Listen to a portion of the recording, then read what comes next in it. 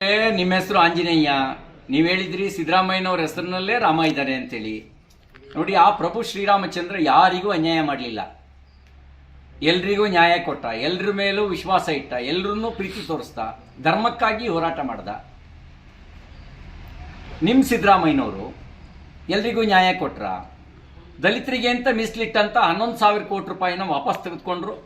ಅಲ್ಪಸಂಖ್ಯಾತರಿಗೆ ಅಂಥೇಳಿ vote bank ರಾಜನೀತಿ ಮಾಡೋಕ್ಕೋಸ್ಕರ 10,000 ಕೋಟಿ ಅವ್ರಿಗೆ ಕೊಟ್ಟರು. ಅಂದರೆ ಒಬ್ಬರಿಗೆ ನ್ಯಾಯ ಇನ್ನೊಬ್ಬರಿಗೆ ಅನ್ಯಾಯ ಮಾಡೋರು ರಾಮನಿಗೆ ಸಮ ಆಗ್ಲಿಕ್ಕೆ ಸಾಧ್ಯನಾ ಹೇಳಿ? ಅಯೋಧ್ಯೆ ಹೋರಾಟದಲ್ಲಿ ಪಾಲ್ಗೊಂಡಿದ್ರು ಅನ್ನೋ ಕಾರಣಕ್ಕೆ 31 ವರ್ಷದ ನಂತರ ಆ ಕಾರ್ಯಕರ್ತರ ಮೇಲೆ ಕೇಸ್ ಹಾಕೋರು ರಾಮನ ಹೆಸರಿಟ್ಕೊಂಡ ತಕ್ಷಣನೇ ರಾಮನ ಗುಣ ಬಂದಿದೆ ಅಂತ ಭಾವಿಸಕ್ಕಾಗತ್ತಾ? ನಿಮ್ಮ ಹೆಸರಿನಲ್ಲಿ ಆಂಜನೇಯ ಅಂತ ಹೆಸರಿದೆ, ಆದ್ರೆ ಆಂಜನೇಯನ ಗುಣ ಇದೆಯಾ? ಇಲ್ಲಿ ಸಿದ್ದರಾಮಯ್ಯನವ್ರ ಹೆಸರಿನಲ್ಲಿ ರಾಮ ಅಂತ ಹೆಸರಿದೆ, ರಾಮನ ಗುಣ ಇದೆಯಾ? ರಾಮನ ಗುಣ ಇದ್ರೆ ಮಾತ್ರ ರಾಮನ ಸಮ ಆಗ್ತಾರೆ. ಹೆಸರಿನಲ್ಲಿ ಹೆಸರಿಟ್ಕೊಂಡ ತಕ್ಷಣನೇ ಗುಣ ಇದೆ ಅಂತ ಭಾವಿಸ್ಬೇಕಾಗಿಲ್ಲ. ನಿಮ್ಮ ಹೆಸರು ಆಂಜನೇಯ. ನೀವು ಹೇಳಿದ್ರಿ ಸಿದ್ದರಾಮಯ್ಯನವ್ರ ಹೆಸರಿನಲ್ಲೇ ರಾಮ ಇದ್ದಾರೆ ಅಂತೇಳಿ. ನೋಡಿ, ಆ ಪ್ರಭು ಶ್ರೀರಾಮಚಂದ್ರ ಯಾರಿಗೂ ಅನ್ಯಾಯ ಮಾಡಲಿಲ್ಲ, ಎಲ್ರಿಗೂ ನ್ಯಾಯ ಕೊಟ್ಟ, ಎಲ್ರ ಮೇಲೂ ವಿಶ್ವಾಸ ಇಟ್ಟ, ಎಲ್ರನ್ನೂ ಪ್ರೀತಿ ತೋರಿಸ್ದ, ಧರ್ಮಕ್ಕಾಗಿ ಹೋರಾಟ ಮಾಡ್ದ. ನಿಮ್ಮ ಸಿದ್ದರಾಮಯ್ಯನವರು ಎಲ್ರಿಗೂ ನ್ಯಾಯ ಕೊಟ್ರ, ದಲಿತರಿಗೆ ಅಂತ ಮೀಸಲಿಟ್ಟಂತ 11,000 ಕೋಟಿ ರೂಪಾಯಿನ ವಾಪಸ್ ತೆಗೆದುಕೊಂಡ್ರು. ಅಲ್ಪಸಂಖ್ಯಾತರಿಗೆ ಅಂಥೇಳಿ ವೋಟ್ ಬ್ಯಾಂಕ್ ರಾಜನೀತಿ ಮಾಡೋಕ್ಕೋಸ್ಕರ 10,000 ಕೋಟಿ ಅವ್ರಿಗೆ ಕೊಟ್ಟರು. ಅಂದರೆ ಒಬ್ಬರಿಗೆ ನ್ಯಾಯ ಇನ್ನೊಬ್ಬರಿಗೆ ಅನ್ಯಾಯ ಮಾಡೋರು ರಾಮನಿಗೆ ಸಮ ಆಗ್ಲಿಕ್ಕೆ ಸಾಧ್ಯನಾ ಹೇಳಿ? ಅಯೋಧ್ಯೆ ಹೋರಾಟದಲ್ಲಿ ಪಾಲ್ಗೊಂಡಿದ್ರು ಅನ್ನೋ ಕಾರಣಕ್ಕೆ 31 ವರ್ಷದ ನಂತರ ಆ ಕಾರ್ಯಕರ್ತರ ಮೇಲೆ ಕೇಸ್ ಹಾಕೋರು ರಾಮನ ಹೆಸರಿಟ್ಕೊಂಡ ತಕ್ಷಣನೇ ರಾಮನ ಗುಣ ಬಂದಿದೆ ಅಂತ ಭಾವಿಸಕ್ಕಾಗತ್ತಾ? ನಿಮ್ಮ ಹೆಸರಿನಲ್ಲಿ ಆಂಜನೇಯ ಅಂತ ಹೆಸರಿದೆ, ಆದ್ರೆ ಆಂಜನೇಯನ ಗುಣ ಇದೆಯಾ?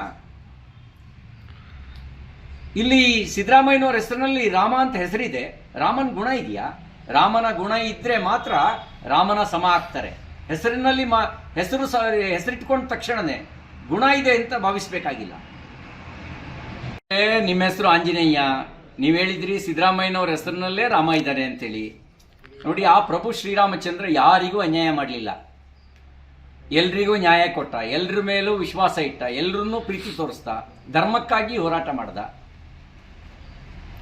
ನಿಮ್ಮ ಸಿದ್ದರಾಮಯ್ಯನವರು ಎಲ್ರಿಗೂ ನ್ಯಾಯ ಕೊಟ್ರ, ದಲಿತರಿಗೆ ಅಂತ ಮೀಸಲಿಟ್ಟಂತ 11,000 ಕೋಟಿ ರೂಪಾಯಿನ ವಾಪಸ್ ತೆಗೆದುಕೊಂಡ್ರು.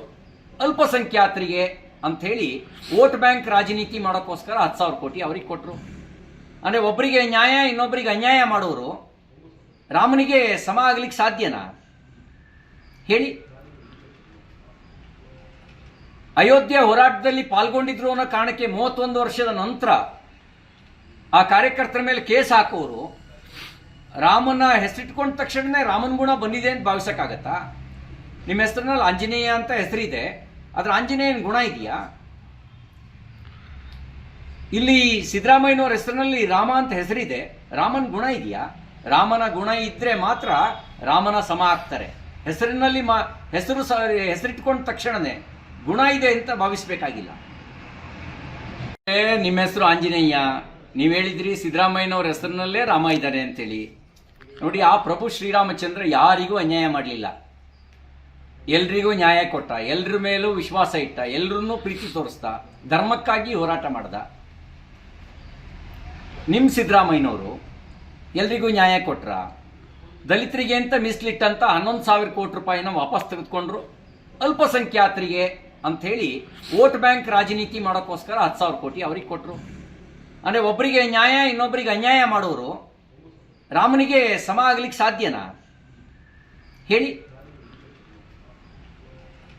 ಅಯೋಧ್ಯೆ ಹೋರಾಟದಲ್ಲಿ ಪಾಲ್ಗೊಂಡಿದ್ರು ಅನ್ನೋ ಕಾರಣಕ್ಕೆ 31 ವರ್ಷದ ನಂತರ ಆ ಕಾರ್ಯಕರ್ತರ ಮೇಲೆ ಕೇಸ್ ಹಾಕೋರು ರಾಮನ ಹೆಸರಿಟ್ಕೊಂಡ ತಕ್ಷಣನೇ ರಾಮನ ಗುಣ ಬಂದಿದೆ ಅಂತ ಭಾವಿಸಕ್ಕಾಗತ್ತಾ? ನಿಮ್ಮ ಹೆಸರಿನಲ್ಲಿ ಆಂಜನೇಯ ಅಂತ ಹೆಸರಿದೆ, ಆದ್ರೆ ಆಂಜನೇಯನ ಗುಣ ಇದೆಯಾ? ಇಲ್ಲಿ ಸಿದ್ದರಾಮಯ್ಯನವ್ರ ಹೆಸರಿನಲ್ಲಿ ರಾಮ ಅಂತ ಹೆಸರಿದೆ, ರಾಮನ ಗುಣ ಇದೆಯಾ? ರಾಮನ ಗುಣ ಇದ್ರೆ ಮಾತ್ರ ರಾಮನ ಸಮ ಆಗ್ತಾರೆ.